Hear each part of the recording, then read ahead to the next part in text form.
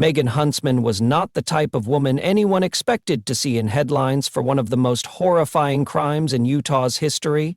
To her neighbors in Pleasant Grove, she was the quiet housewife who seemed ordinary, someone who blended into daily life. But behind closed doors, she carried a secret so disturbing it would redefine the meaning of maternal betrayal. Over the span of nearly a decade, Megan Huntsman strangled or suffocated 6 of her newborn babies immediately after birth and hid their tiny bodies inside boxes stacked in her garage. It was April 2014 when her estranged husband, Darren West, returned to the Pleasant Grove home to gather belongings. While rummaging through the garage, he discovered a small sealed box.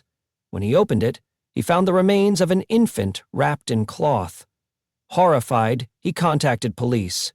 What authorities uncovered that day would stun even the most experienced investigators. Inside multiple boxes were the remains of 6 newborn children, each murdered at the very start of their lives and hidden in plain sight. Huntsman confessed without hesitation. She admitted that between 1996 and 2006, she had given birth in secret, killed the infants immediately, and concealed their bodies. She claimed she was overwhelmed by her addictions to methamphetamine and alcohol and could not handle more children. Rather than seek help, she chose the most brutal option possible, extinguishing innocent lives. The betrayal could not have been more profound. A mother, often viewed as the ultimate source of safety, had become the executioner of her own children. Not once, not twice, but 6 times. These babies never had names, never had birthdays, never took a first step. Their only legacy was hidden in cardboard boxes tucked into a garage that neighbors passed every day without knowing the horror inside. The Pleasant Grove community was shaken to its core. People who had known Huntsman socially were now forced to reckon with the fact that she had been carrying out killings just steps away from them for years. The secrecy of her crimes magnified the shock. How could something so horrific happen in a quiet Utah neighborhood without anyone suspecting? In 2015, Megan Huntsman pleaded guilty to 6 counts of aggravated murder. The judge handed down 6 consecutive sentences of 5 years to life in prison, ensuring she would never again walk free. During sentencing, prosecutors described the case as one of the darkest acts of betrayal by a mother ever seen in Utah's courts. The haunting question still lingers. How can a mother kill not 1 but 6 of her own flesh and blood and conceal it while maintaining a facade of normalcy? To this day, Megan Huntsman remains a name that evokes both horror and sorrow, a chilling reminder of just how far betrayal can reach when the very person meant to protect innocent lives becomes their destroyer. This is Savage Case Files, where we uncover the darkest and most disturbing true crime stories in America, the ones that expose the ultimate betrayals of trust, family, and community.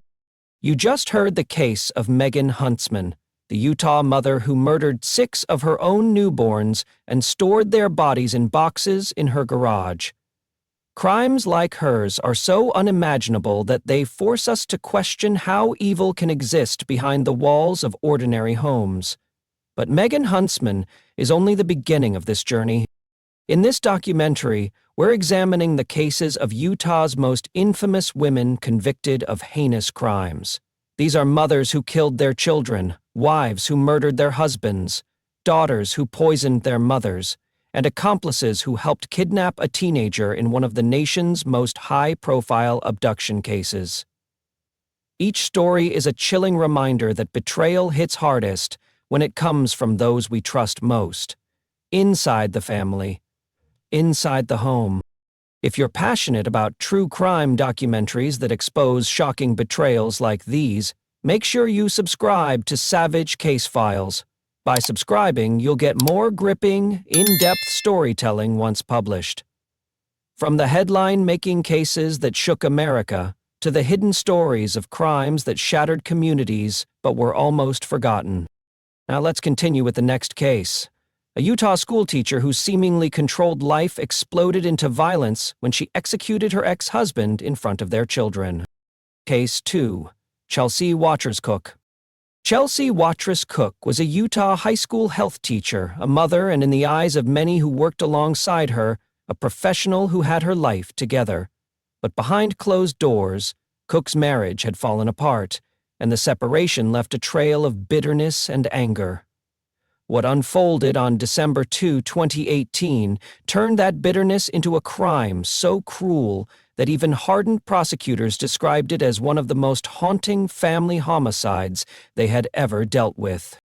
On that winter evening, Chelsea Cook went to the apartment of her ex-husband, Travis Cook, under the guise of bringing medication to one of their young children. Travis, who had custody at the time, allowed her inside. Within moments, Chelsea pulled out a firearm she had concealed and, in front of their children, shot Travis multiple times. The scene was nothing short of horrifying. Two young children forced to watch their father's murder at the hands of their mother. The betrayal here cut deeper than most. A teacher entrusted with shaping young lives killed the father of her own children in front of them, ensuring that the trauma of that night would follow them forever. For those children, their sense of security and family was destroyed in a single instant. Police arrived quickly and took Chelsea into custody. Investigators pieced together a clear motive driven by anger and resentment over the collapsing marriage. While she tried to claim at one point that she had endured emotional turmoil, the brutal reality was that she made a deliberate choice, not only to end her ex-husband's life, but to do so in a way that inflicted maximum suffering on their children. In 2020, Chelsea Cook was sentenced to life in prison without the possibility of parole. During sentencing, Travis Cook's family described the ripple effect of her actions. Two children robbed of their father and scarred by the memory of watching their mother pull the trigger. This case highlights one of the starkest truths about family violence. The emotional and psychological wounds can sometimes prove even deeper than the physical ones. Chelsea Cook's crime wasn't just a murder. It was the deliberate destruction of her children's innocence and emotional stability. In Utah's history of heinous crimes, her case remains unforgettable. A mother and educator who crossed into unthinkable violence, ensuring her children would forever carry the memory of seeing their father die before their eyes at her hands. Case 3. Stephanie Sloop. Stephanie Sloop's case is one of the most heart-wrenching child murders ever prosecuted in Utah, a story of cruelty and betrayal that left the state stunned. At the center of it was her 4-year-old son, Ethan Stacy, a little boy who had just arrived in Utah from Virginia to spend summer visitation with his mother. What should have been a short visit with a parent turned into his final days filled with abuse and terror. Stephanie had remarried, and her new husband, Nathan Sloop, quickly became central to Ethan's suffering. Instead of protecting her child, Stephanie stood by and participated as the boy endured systematic abuse. Over just 10 horrific days in May 2010, Ethan was beaten, scalded, locked away, and denied care. Stephanie did nothing to shield her son. In fact, prosecutors later showed how she allowed, and in some cases helped, the abuse escalate. The turning point came when Ethan's body could not withstand the repeated punishment. He was killed in the family's Layton apartment, his fragile body suffering the consequences of his mother's failure to act as a protector. Instead of calling for help or reporting the crime, Stephanie joined Nathan in trying to cover it up. Ethan's body was taken into the nearby mountains, where it was buried in a shallow grave. Investigators uncovered the truth after Ethan's father in Virginia sounded the alarm when he stopped hearing from his son. Stephanie and Nathan Sloop were arrested, and the public outrage was immediate. Ethan's death was not just a murder, it was a prolonged torture carried out with the full awareness of his own mother. In 2014, Stephanie Sloop pleaded guilty to aggravated murder and aggravated abuse of a child. She was sentenced to 20 years to life in prison, ensuring she will spend decades behind bars for what prosecutors described as an absolutely avoidable murder. Nathan Sloop also received a life sentence. Ethan's short life and tragic death became a symbolic case in Utah for how children can slip through the cracks when one parent abdicates their most sacred duty. Stephanie Sloop's choice to side with her husband instead of her son turned her from mother to accomplice in one of Utah's most disturbing child murders. Her name now stands as a permanent reminder of betrayal, the mother who destroyed her own child's chance to live, grow, and be loved. Case 4. Catherine Restelli. Few crimes strike deeper than parricide, and Catherine Restelli's act of murdering her own mother with poison etched her into Utah's dark criminal history. Unlike sudden outbursts of violence, her crime was not impulsive. It was deliberate, built on cold calculation and fueled by greed. Restelli's victim was her elderly mother, a woman in frail condition who depended on her daughter's care. To outsiders, Catherine appeared to be a devoted caretaker. Behind that mask, however, she was manipulating trust for financial gain. Investigators later discovered Restelli had been facing personal financial trouble and saw her mother not as family but as an obstacle between herself and the money she believed she deserved. The method she chose was as cruel as it was cowardly. Rather than confront or separate, she secretly dosed her mother with narcotics, slowly poisoning her until her body could no longer fight back. Poisoning remains one of the oldest forms of murder, often chosen for its ability to mask the killer's hand. And in this case, Restelli relied on the trust her mother had in her care to carry it out. The investigation unraveled when toxicology results showed abnormal levels of drugs in the elderly woman's system.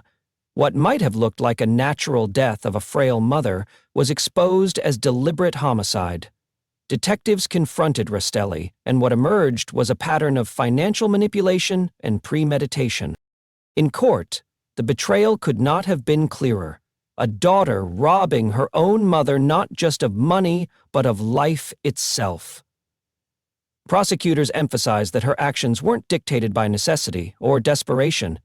They were guided by cold greed. The court sentenced Catherine Restelli to 15 years to life in prison. For Utah residents, the case stung because it highlighted how trust inside families, between dependents and caretakers, can be perverted in the worst ways. An elderly parent, vulnerable and relying on her child for safety, instead met her death through that very bond of dependence. Catherine Restelli will forever be remembered as the Utah daughter who used poison to turn financial desire into murder, rewriting the sacred bond between parent and child into a cautionary tale of betrayal. Case 5. Sun Cha, Chaula Warhola. Sun Cha, also known as Chaula Warhola, committed one of Utah's most brutal domestic murders when she beat her husband to death with a blunt object. What shocked the community was how quickly a relationship built over years of marriage descended into murder within the walls of the home. The couple's relationship was marked by conflict, mounting tension, and accusations of instability. Neighbors described periods of unrest and discord, but none anticipated the extent of violence that would eventually erupt. Marriage, which is supposed to serve as a partnership and safe haven, instead became the foundation for betrayal. On the night of the killing, Sun Cha attacked her husband during a confrontation, striking him repeatedly with a blunt object until his life ended. The brutality of the assault suggested not just anger but rage, carried out with merciless intent. By the time authorities arrived, he was dead, leaving investigators with the grim task of piecing together how marital discord had escalated into lethal violence. The investigation revealed signs of ongoing disputes in the marriage, providing the backdrop to the crime. Prosecutors emphasized that while arguments in relationships are tragically common, Warhola chose to cross the ultimate line, replacing words with a weapon and silencing her husband forever. Her trial emphasized the brutality of the killing. For the jury, the evidence was clear. This was not an accident, nor a momentary lapse of judgment. It was a murder, committed in the supposed safety of the home, with the victim completely unprepared for such an attack from his own wife. Suncha Warhola was sentenced to 15 years to life in prison for the murder. While her conviction ensured accountability, it did not erase the shocking betrayal her husband endured: death at the hands of his life partner. Her story is a stark reminder of how domestic conflict left unchecked can fester until one partner decides that violence is the final answer. In Utah's history of women who committed heinous crimes, Suncha Warhola stands as the wife who turned marriage into a battleground and left betrayal written in blood. Case 6. Wanda Barzee. Wanda Barzee's name is forever tied to one of the most notorious kidnappings in American history, the abduction of 14-year-old Elizabeth Smart from her Salt Lake City home in June 2002. While her husband, Brian David Mitchell, was the dominant figure in the crime, Barzee was not a passive bystander.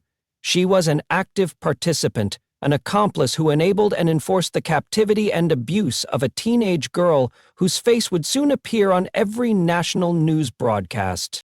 Barzee and Mitchell broke into the Smart family's home at knife point and forced Elizabeth out of her bedroom into the Utah mountains. For 9 months she was held captive, subjected to abuse, and stripped of the ordinary life she'd once known. While Mitchell proclaimed himself a self-styled prophet, Barzee played the role of handler and enforcer, aiding in Elizabeth's confinement and participating in her mistreatment. The betrayal here was layered. Elizabeth Smart was not just robbed of her freedom. She was violated by a woman complicit in perpetuating her suffering. In many ways, Barzee's presence made the ordeal even more sinister, as Elizabeth expected care or at least pity from another woman, but instead faced cruelty and control. For nearly a year, search efforts consumed Utah and gripped the entire nation. The Safe Streets Task Force, local police, and the FBI worked relentlessly, while the Smart family fought to keep Elizabeth's story alive in the media. When Elizabeth was finally rescued in March 2003, just miles from home, the relief was overshadowed by the disturbing reality of what she had endured and how Barzee had helped make it possible. In 2009, Wanda Barzee pleaded guilty to federal charges of kidnapping and unlawful transportation of a minor. She was sentenced to 15 years in federal prison and an additional 1 to 15 years in Utah State Prison. While Mitchell received a life sentence, Barzee's comparatively lighter punishment outraged many. In 2018, after serving her sentence, Barzee was released. Her release sparked nationwide outrage and reopened wounds in Utah. Elizabeth Smart herself publicly condemned the decision, calling Barzee a continuing danger and someone undeserving of freedom after enabling months of torment. Barzee's involvement in the Elizabeth Smart case stands as a brutal truth in Utah's criminal history. Women, too, can become agents of destruction when they abandon every instinct to protect and instead choose complicity in exploitation and suffering. Case 7. Mary Nance Hansen. Not every heinous crime in Utah's history involves calculated murder or carefully prepared concealment. Some stem from reckless choices that turn highways into crime scenes. That was the case with Mary Nance Hansen, whose decision to drive while intoxicated ended in the death of an innocent motorist. Hansen, already known for issues with substance use, got behind the wheel while impaired. Late one night, she crossed into oncoming traffic, causing a devastating head-on collision. The driver of the other vehicle, a man simply making his way home, was killed instantly. What could have been avoided with a single responsible choice ended in tragedy that echoed through 2 families. The victims left to grieve his sudden, undeserved death, and Hansen's left grappling with the shame of knowing her drinking had cost a life. From the scene itself, investigators had little doubt what happened. Officers documented the smell of alcohol on her breath and visible impairment. Blood tests confirmed their suspicions. She was under the influence beyond legal limits when she caused the fatal crash. For prosecutors, the case wasn't about proving intent to kill, but showing that her reckless decision-making directly caused the man's death. Manson was charged and convicted, receiving a prison sentence for the fatal DUI. Unlike many other cases in Utah's violent crime history, her case did not involve planning or long-term secrecy, but the result was no less final. A man lost his life, and his loved ones were left permanently marked by her one night of negligence. Though the sentence length was not as publicly recorded as in other infamous cases, the moral weight of Hanson's crime is undeniable. It underscored how drunk driving is not a mistake, it is a decision with lethal consequences. Her case remains a sobering reminder for Utah residents. Driving under the influence is not just reckless behavior, but a crime that can, and often does, end lives. Hanson's legacy lives on as a warning that even seemingly small choices made in selfish disregard can escalate into devastation that families never recover from. Case 8. Barbara Bagley. Barbara Bagley's case is one of the most unusual chapters in Utah's true crime history, not because of sheer brutality, but because of the bizarre legal twists that followed her husband's death. Bagley was accused of causing a car crash that killed her husband, Albert Bagley, in a case that blended grief, negligence, and a startling courtroom paradox. In December 2011, Barbara and Albert were driving near Salt Lake City when their vehicle veered off the road. The crash fatally injured Albert, leaving Barbara both a widow and the surviving party responsible for the accident. Investigators determined that Barbara, who had been behind the wheel, bore responsibility for the fatal wreck. What followed would shock the legal community and the public alike. Barbara Bagley ended up filing a wrongful death lawsuit as both the plaintiff and the defendant, suing herself for the negligence that caused her husband's death. How could that be possible? Utah's unusual wrongful death statutes allowed her to file on behalf of her husband's estate, while at the same time requiring her as the driver to stand as the party responsible. Effectively, she was taking herself to court over a tragic crash in which she was both the guilty party and the representative claiming damages. The strange case tore open debates about law, morality, and accountability.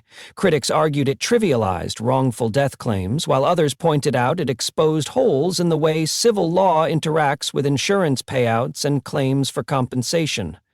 For Albert's family, however, the circus-like spectacle was salt in the wound. Albert's life was lost, yet the legacy of his death seemed reduced to technical litigation that baffled the public more than it brought closure. In the end, the lawsuit was dismissed. Barbara Bagley did not serve a prison sentence related to the death, but her reputation was left tied to one of Utah's strangest legal sagas, the widow who was both her own accuser and her own defendant in court. Though her case lacked the intentional cruelty of Megan Huntsman or Stephanie Sloop, it demonstrated another kind of betrayal: recklessness behind the wheel that killed a husband, compounded by a legal battle that blurred the line between justice and absurdity. When examining these women and their crimes, disturbing patterns began to emerge, each case underscoring the devastating reality that the most unthinkable acts of violence often come from within families, homes, and trusted relationships. Megan Huntsman, Stephanie Sloop, and Chelsea Cook committed acts that strike at the very core of what society expects from mothers. Huntsman murdered 6 of her own newborns, systematically eliminating any chance of their survival. Sloop allowed and enabled the abuse and killing of her 4-year-old son Ethan. Cook executed her ex-husband in front of their children, leaving them both traumatized and orphaned in a single moment. Each case highlights a terrifying truth. When maternal protection turns into violence, the betrayal is absolute. Catherine Rastelli poisoned her ailing mother with narcotics, turning inheritance and money into a motive for murder. Son Shah Warhola destroyed her marriage with brute force, beating her husband to death in a surge of rage. Barbara Bagley caused a crash that left her husband dead and then became entangled in an unprecedented legal nightmare. All 3 cases show how intimate bonds, the ties of wife, daughter, and partner, can be perverted for personal gain, anger, or reckless neglect. Wanda Barzey's participation in the Elizabeth Smart abduction exposed how manipulation and distorted belief systems can push individuals to commit atrocities. Her involvement revealed how a woman could abandon empathy and become an active enforcer in one of the most infamous kidnappings in American history. Mary Nance Hansen's fatal DUI demonstrates how not all heinous crimes are born of hate or greed. Recklessness and disregard for human life can be just as destructive, leaving families broken by what many first perceive as just an accident, but in truth, a crime chosen the moment she got behind the wheel intoxicated. Each case devastated more than just the immediate victims. Entire communities in Utah were left shaken, Pleasant Grove reeling from the discovery of 6 infants in a garage, Layton haunted by the death of Ethan Stacy, Salt Lake City remembering the nationally infamous abduction of Elizabeth Smart. These crimes weren't just personal tragedies. They became moments that challenged Utah's image as a place of safety, family, and strong values. The sentences reveal clear messages. Huntsman condemned to 6 life terms, Cook never eligible for parole, Sloop given 20 years to life, Rastelli and Warholer each facing terms of 15 years to life, while Barzey's release, after serving 15 years, reignited debates about justice. Meanwhile, Bagley's case showed how legal loopholes can turn a homicide into a courtroom puzzle, leaving many questioning where accountability truly lies. Across these cases, the fundamental theme is betrayal. Betrayal of trust between parent and child, destruction of safety inside marriage, exploitation of dependence between aging parent and caretaker. Each crime carried with it not only the physical loss of life, but an enduring wound to the very concept of family. Utah's history of heinous female offenders stands as a chilling reminder that evil does not wear one face, nor reside only in men. Sometimes it appears in the most unexpected places. The hands of mothers, wives, and daughters who turned family bonds into instruments of destruction. We've now seen Utah's most infamous women whose crimes shook the state. Mothers who killed their children, wives who turned on their husbands, daughters who poisoned their own mothers, and accomplices who subjected a teenage girl to months of captivity. These are not just crimes, they are betrayals of the deepest kind, the kind that cuts into the very fabric of trust within families and communities. But here's the real question. Which case disturbed you the most? Was it Megan Huntsman, the mother who strangled 6 of her newborns and left their remains hidden in her garage for years? Was it Stephanie Sloop, who let her own son suffer through days of unimaginable abuse before he was finally murdered? Or perhaps Wanda Barzey, who shocked the nation by helping Brian David Mitchell keep Elizabeth Smart in captivity, only to walk free after serving her sentence? Your perspective matters. Crimes like these aren't just about the headlines. They raise uncomfortable questions about family, accountability, and justice. Could any of them have been prevented, or were they destined to unfold because no one saw the warning signs in time? Tell us in the comments which case you believe represents the ultimate betrayal of trust, and whether justice was truly served in each of these instances.